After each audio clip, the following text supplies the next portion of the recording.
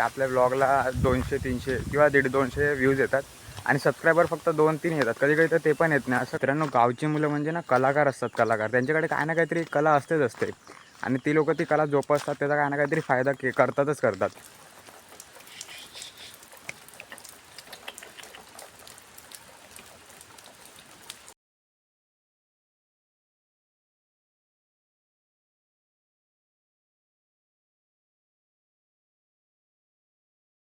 नमस्कार मित्रांनो, तुमचं स्वागत आहे आपल्या एका नवीन ब्लॉगमध्ये.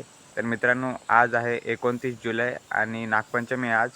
मी 27 जुलैलाच गावी आलो आहे. 27 जुलैला मी गावी आलो. तो ब्लॉग अपलोड पण केला मी. तर तो नागपंचमीसाठी आलेलो. तर आता सकाळ झाली आणि 7 वाजलेत, 7 नाही 7-7:30 वाजलेत काहीतरी. आणि मी फुलं काढायला बाहेर आलो. अजून आंघोळ वगैरे काही केली नाही मी. सकाळी उठलो. इकडे गावाला एक चांगलं आहे की गावाला लवकर जाग, अलाराम वगैरे लावावं लागतं. तसं इकडे काय लावायची गरज नाही. इकडे मला स्वतःहूनच पटकन जाग आली 6 वाजता. मी उठलो, पाणी वगैरे तापत ठेवलं, म्हणजे चूल वगैरे पेटवली आणि आता फुलं काढायला बाहेर आले. तर इकडे एक चांगलं आहे की इकडे सगळ्या गोष्टी फुकट भेटून जातात आपल्याला, म्हणजे आपल्या कंपाऊंडमध्येच वगैरे असतं. तर आता फुलं वगैरे काढूया. आणि मग एक मित्र आहे माझा ज्याने म्हणजे नागोबा बनवलेत.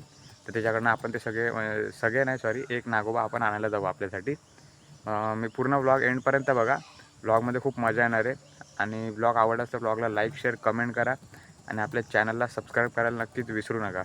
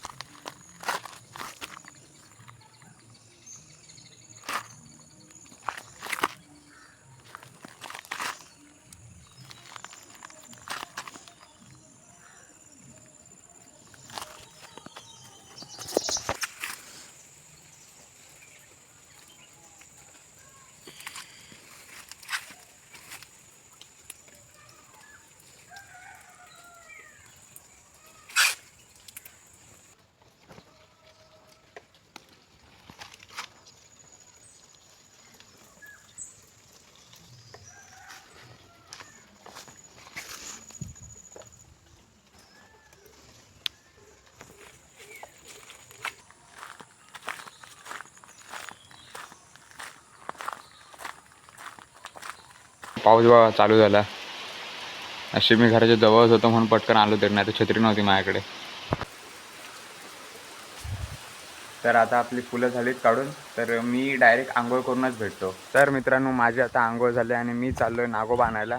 आणि आंघोळ केल्यानंतर बघा चेहरा थोडा चमकतो आहे माझा, थोडासा ग्लो करतो आहे. आणि बघा अशा वाटेवरून मी चाललो आहे एकदम. गावाला एक चांगलं आहे यार, झाडं वगैरे खूप काय आहेत वगैरे आणि इकडे मजा येते वेगळीच. तर आता आपण नागोबा आणायला जाऊया. आणि इथे थोडं लांब आहे घर, मी एवढा वेळ काय शूट नाही करत. मित्रांनो, मी एक गोष्ट रोज बघतो आहे की आपल्या ब्लॉगला 200-300 किंवा 150-200 व्ह्यूज येतात आणि सबस्क्रायबर फक्त 2-3 येतात. कधी कधी तर ते पण येत नाही. असं काय यार, मी एवढे ब्लॉग बनवतो तुमच्यासाठी, एवढी तुम्ही मजा करताय, एवढे एन्जॉय करताय तुम्ही. सबस्क्राईब करा ना आपल्या ब्लॉगला. आणि मी एक अनाऊन्समेंट करतो तसंच समजा, म्हणजे माझे कॉलेजमधले जे मित्र आहेत ना, ते पण मला सांगतात काहीतरी कॉलेजमध्ये ब्लॉग बनव वगैरे, आपण लोक आहेतच. तर मग कॉलेजमधला पण आपला एक ब्लॉग येणार आहे, त्या लोकांसोबतचा. कॉलेजची टूर पण असेल आणि त्या लोकांसोबतची मस्ती पण असेल.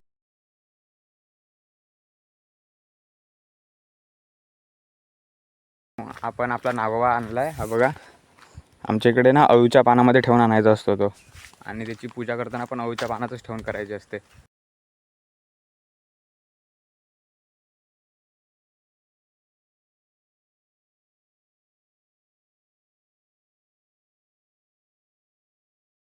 मित्रांनो, गावची मुलं म्हणजे ना कलाकार असतात. कलाकार त्यांच्याकडे काय ना काहीतरी कला असते आणि ती लोकं ती कला जोपासतात. त्याचा काय ना काहीतरी फायदा करतात.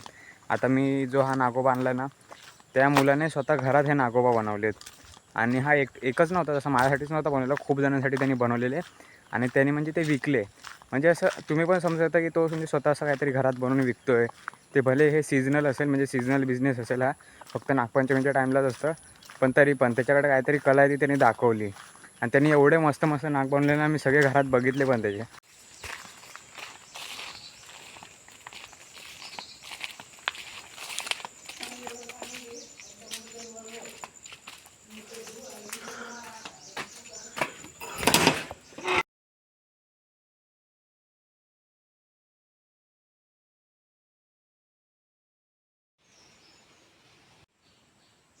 आता आपली देवपूजा झालेली आहे, तर लवकरात लवकर आपण नागोबाची पण पूजा करून घेऊ. आम्ही जेव्हा पण गावी येतो ना, तेव्हा ही कुत्री आमच्याकडे येते. आमची पाळलेली नाही, पण आम्हीला काय ना काहीतरी खायला घालतो ना, मग येते ही बघा किती मस्त आहे ना.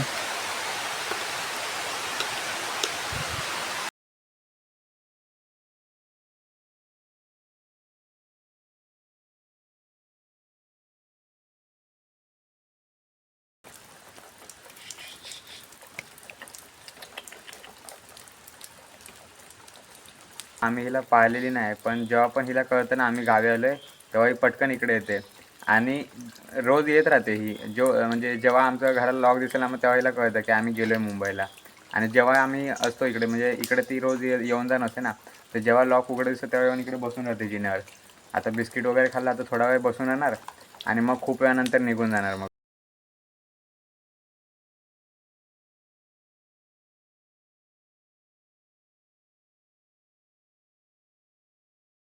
तर मित्रांनो, इथे पूजेचं साहित्य सगळं घेऊन झालेलं आहे आणि इकडे लाईट थोडी कमी आहे, म्हणून मला मोबाईलची फ्लॅश ऑन करावी लागली आहे. आता लवकरात लवकर आपण पूजेला बसू. समजत जाऊ मी नाही आता सांग. व्हिडिओवर लावला आता.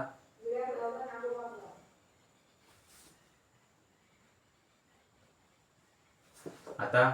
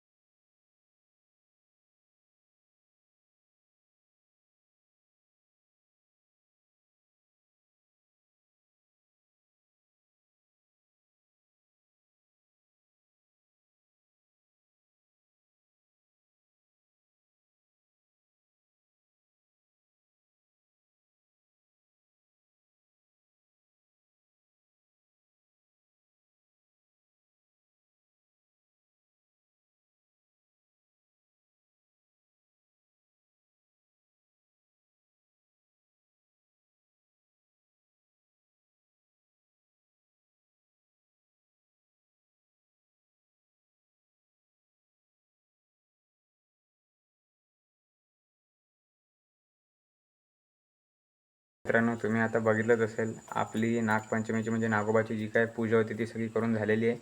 आणि आमच्या इकडे नागोबाची मूर्ती पण आणली जाते आणि नागोबाचा जो फोटो असतो त्या दोघांची पण पूजा केली जाते. मूर्ती थोड्या वेळाने नेऊन विसर्जन करायची असते. तर तुम्ही बघितली ती पूजा वगैरे सगळी झाली. तिकडे नैवेद्य वगैरे आपण ठेवलं. जेवणाचा नैवेद्य नाही, म्हणजे नॉर्मल जो नैवेद्य असतो तिकडे दूध लाहे वगैरे, तर त्याचा आपण नैवेद्य ठेवला आणि संध्याकाळी जाऊन आपण म्हणजे नागोबाची मूर्ती ती विसर्जन करणार. आणि आजच्या ब्लॉगमध्ये मी असं बन्यांवर, म्हणजे सुरुवातीला मी होतो शर्टावर आणि आता बन्यांवर दिसेल. तर त्याचं कारण असं आहे की मी घरात कधीच टी शर्ट किंवा काय घालत नाही, कारण उकडतं ना मला खूप, म्हणून. आता बन्यान घातले, ते पण ब्लॉग बनवायचं आहे म्हणून घातले, नाही तर ती पण घालत नाही मी कधी.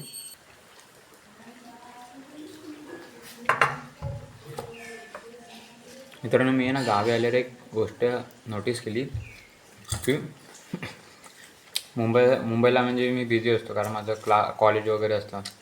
तरी पण मुंबईला माझा स्क्रीन टाईम 6-7 तासाचा असतो आणि गावाला मी कालचा स्क्रीन टाईम चेक केला तर तो 3 तासाचा होता. म्हणजे किती फोन कमी वापरतो म्हणजे गावाला आल्यावर. फोन वापरायचं म्हणजे एवढं मूडच नाही होत मला. बाहेर एवढा मस्त व्ह्यू आहे, परत चांगला पाऊस लागतो आहे बाहेर, तेच बघत राहावंसं वाटतं. बाहेर एवढं हिरवागार आहे ना, हां वाटतं.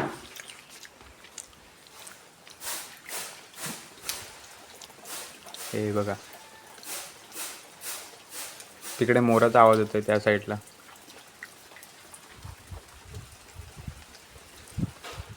इकडे असे दिवसभर आहे ना पक्ष्यांचे आवाज वगैरे चालू असतात ना, मग होऊन जातो टाईमपास बरोबर. इकडे टी व्हीची पण गरज नाही. आम्ही लोकांनी इकडे टी व्ही पण लावला नाही. इतकी वर्ष आम्ही येतो इकडे, आम्ही इकडे टी व्ही पण लावला नाही, तरी पण टाईमपास होतो. आणि इकडे रेंज तर नाहीच आहे मला. सकाळपासून माझा रिचार्ज पण संपला आणि सकाळपासून कोणाचे फोन येतात ते पहिल्या रिंगमध्येच कट होतात. फक्त एक माझा मित्र आहे, त्यांनी कॉलेजवरून फोन केला, त्याचाच फोन फक्त मला पिक करता आला.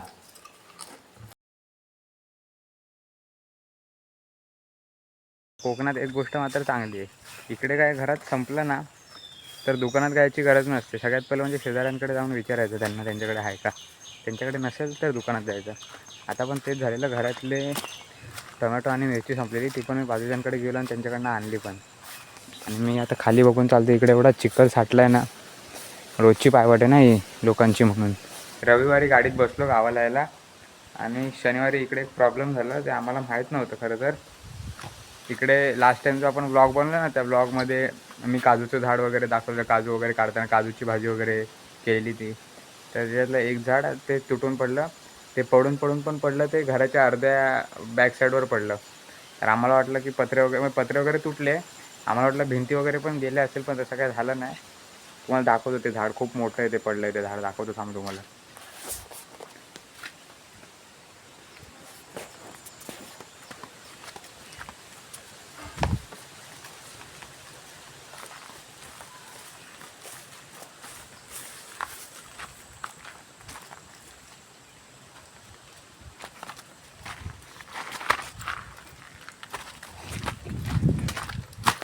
हे बघा, पत्रे वगैरे एकदम तुटलेत हे इकडचे. आणि हे सगळं त्या लोकांनी म्हणजे गावच्या लोकांनी येऊन अर्धं झाड तोडून टाकलं, कमी केलं ते झाड. वरती पडलेलं ना, हे एवढे पत्रे असे तुटून गेले, हे बघा खाली.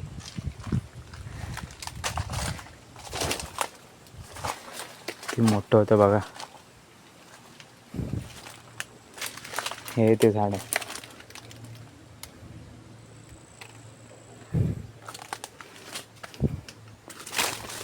हे बघा, हे वालं ते झाड, हे ते दुसरं झाड ह्याच्या बाजूचं, आणि हे वालं हे झाड तुटून पडलं.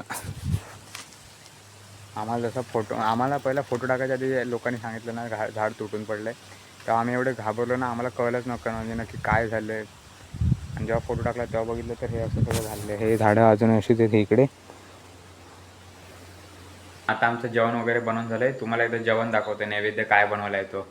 इकडे उकडीचे मोदक बनवलेत आणि नॉर्मलच जेवण तसं बनवलं आहे, म्हणजे काय मोठं जास्त असं काय नैवेद्यासाठी बनवलं नाही. आता आमच्याकडे कोकणात उकडीचे मोदक डायरेक्ट गणपतीलाच भेटणार खायला. हे गणपतीच्या आधी भेटलेत या टाईमला, आता डायरेक्ट गणपतीमध्येच भेटणार. तर मी डायरेक्ट तुम्हाला जेवण भेटतो तेव्हा आपण नागोबा विसर्जन करायला जाऊ तेव्हाच भेटतो. टाईम झाला आहे नागोबाला विसर्जन म्हणजे काय तळी वगैरे नदीत वगैरे नसतं करायचं. कुठे तर त्याला असं माडाच्या खाली ठेवायचं असं. थांबून तुम्हाला दाखवतो.